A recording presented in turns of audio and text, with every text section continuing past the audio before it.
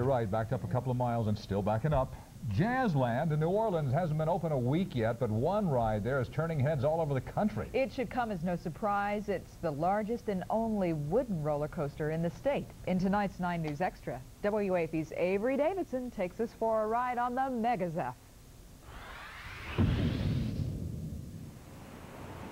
When you look out over the skyline at Jazzland, there's one ride that dominates the view. Got a 110-foot drop and speeds of about 65 miles per hour. The all-new Mega Zeph is the only wooden roller coaster in Louisiana. It's also the biggest, with about 4,200 feet of track. Oh, I've ridden it probably about 20 or 30 times now. Corey Keepert is one of the engineers who designed the Mega Zeph.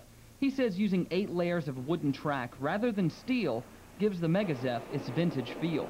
It's a classic approach to a modern ride design, and so you're using all of the classic elements, but you're using modern tools, the CAD, the analysis software. If the Mega Zeph seems just a little familiar when you look at it, that's no surprise.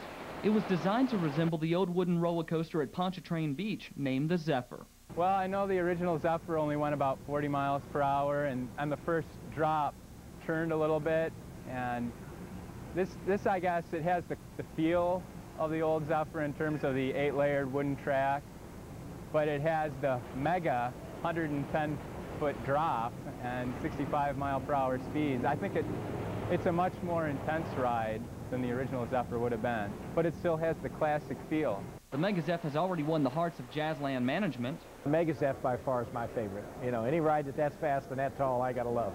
And if you're concerned about how safe a wooden coaster can be in the middle of Formosan termite-infested New Orleans, don't be too worried. The structure that holds the track up is steel, and it's locked to the ground at a cement base. If the termites want to climb 110 feet, or more to get to that wood, they could, but I really don't see that happening.